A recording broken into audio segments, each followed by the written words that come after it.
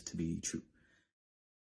But I've been surprised lately because I've had a few negative, let's say, encounters or negative feelings. And when I ask myself, as you've taught, what do I have to believe about myself to feel this way? The answer has been things that I didn't realize I felt. So like 2 or 3 things. An example is like not being good enough. And so I have tried to reason this to myself and been like, well, listen, creation doesn't make mistakes. So obviously I exist, I'm worthy. I know I'm valid. I love myself, but these issues persist. And again, consciously, I don't feel like I have that belief system. I don't believe that I believe that. So I don't believe that. So maybe it's just my own awareness is lacking. But I was hoping maybe you could speak to that and offer some advice for people struggling on this level. And perhaps some advice for me in particular with that. Anything you can offer, I'd appreciate. Thank you so much. Much love. All right. Well, again, perhaps you have to strengthen the part of that exercise that has to do with if you did, in fact, actually let go, if you did really understand that it's not true and let go of that idea that you're not worthy, as an example, are you afraid that something else will happen if you let that go? If you really are willing to be your true self in your society, are you afraid of something else happening when you are your true self?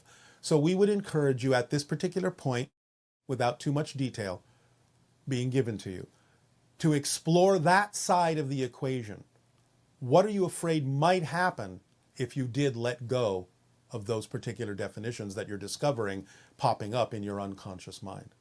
What would really happen? What do you believe might happen that you wouldn't prefer or that you might be afraid of? So we will encourage you to explore that at greater depth. Good day, good day.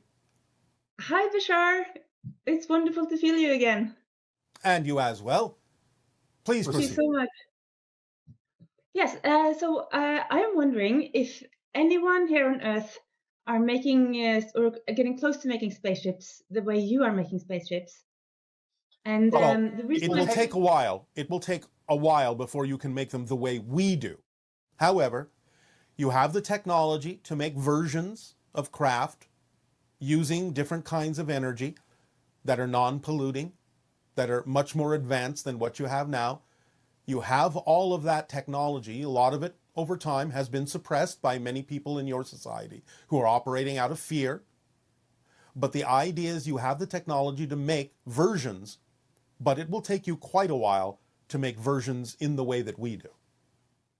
Right, I see. Yeah, one of the reasons I'm asking is because I'm listening to a lot of videos from different organizations like NASA and billionaires such as Elon Musk and Jeff Bezos, and they have big plans when it comes to space travel. And I know they are making a fuel, or they want to refuel their spaceships on the moon. And they're doing a lot of work, and I'm wondering if you are in contact with them at all, or if they are. No, not directly with us, no. Right, so they're doing it the Earth way. Yes, but that's all right. Okay. They're in contact with whoever they need to be in contact, and most of that contact probably occurs most likely in dreams. Ah, interesting. So they're guided how they need to be guided for now. Eventually, they will come upon the understanding that there are other ways to do these things, other ways to travel in space, other kinds of energy sources they could be using. But for now, let's just say baby steps. Okay, thank you. And I'm also wondering regarding the eye of the needle. Yes. Where you said before Corona hit, you were warning us about the storm, and then you said that, if I remember correctly, that the eye of the needle will end sometime in 2023. Yes. Right. So I'm wondering, I just get a sense that there are more different kinds of storms coming, particularly maybe in the financial system. Yes, there are many challenges that you will face this year, but again, that's all right because it provides the opportunity for clarity, for choosing the belief systems that truly work for you, that are positive in nature, to let go of fear-based belief systems, to streamline yourselves, strip away those things that are negatively oriented, that anchor you to a negative past, to move forward in a positive way. It's a challenge that many of you will be able to utilize to accelerate yourselves toward the future and toward the experience of open contact as it begins to unfold in 2023. Right. Yeah, it's very exciting. It Yes. feels like we're, very transformative. Yes. And I'm also wondering, you said in a video that the hybrid children don't necessarily want to sit down and eat all the time, or some of them find it interesting how often we eat. Yes. And and my toddler is the same way. I mean, it's very difficult to get him to sit down at the table and eat. Yes. But if he doesn't eat, he gets hungry, and that can lead to other challenges. So my question is there a better way to handle meal time with young children? Well, the idea, first and foremost, is that many of them may require a lighter diet in terms of what it is they eat. You can explore with the child what it is they may be excited or attracted to at certain times when they are hungry. The idea can be worked through in discussions, in conversations, and you can use your creative imagination to, shall we say, describe the different foods that probably are beneficial for them in ways that get them excited about them. You can make up stories about them in terms of what their abilities are, what they will give to the body, what they will allow the child to experience if they incorporate those substances in their body.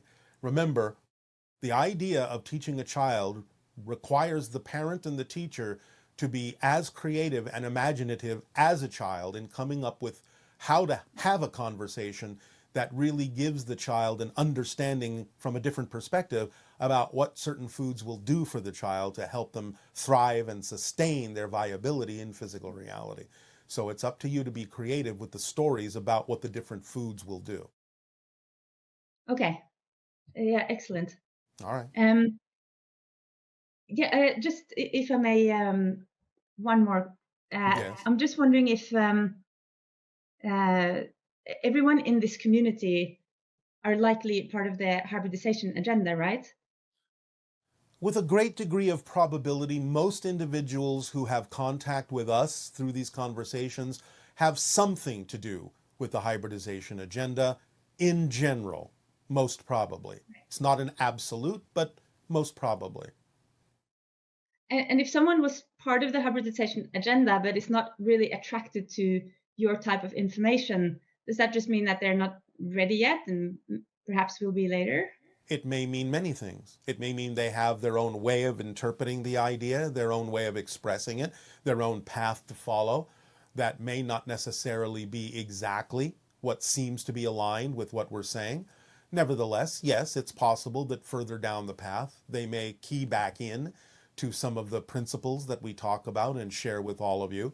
But again, remember that one of our most important principles is to allow everyone to follow their path. Absolutely, yes. But no, they don't have to immediately exhibit what seems to be a harmonious agreement with everything that we're saying. That doesn't mean they're not part of the hybridization agenda. And remember, we're not the only one delivering these kinds of informations. So they may key into someone else because of where they're at in life and what they need to hear and the way they need to interpret it. It doesn't mean they're not part of the hybridization agenda just because they're listening to something else. Right. So, That's does very that helpful. serve you? All right.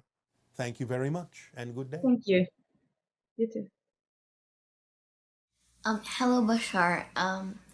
My name is Gabby, and I'm from Chicago, but I currently reside in Costa Rica. I had quite an interesting question to ask. So the question is, what if we are watching our life through the real us, through our intention and our energy and our presence, and our life is actually a video to the real us, and it's just a mirror reflecting to us in the real us perspective. Thank you for your time. Well, in a sense, that is so. You are creating a projection of your consciousness. If you want to call it a video, you can. You can call it a hologram, whatever you wish to call it. It's a projection of your consciousness. That's what physical reality is, and that's why it's a mirror. It's reflecting your state of being, your belief system, what you believe to be true about yourself and your relationship to the idea of the collective consensus reality that you've all agreed to participate in. So yes, in a sense, most of you is still in spirit, observing what the physicalized portion of your consciousness is going through, almost like watching a video from the spirit point of view. But of course, while you are in the video in physical reality, you may not necessarily experience it as a video. You experience it as a real thing happening to you. But it's still, nevertheless, a projection of your consciousness. But as we said, yes, a reflection of your state of being that can be used to guide you in life so that you can choose the state of being that you prefer instead of simply going along with what the mirror of physical reality is reflecting to you at any given moment.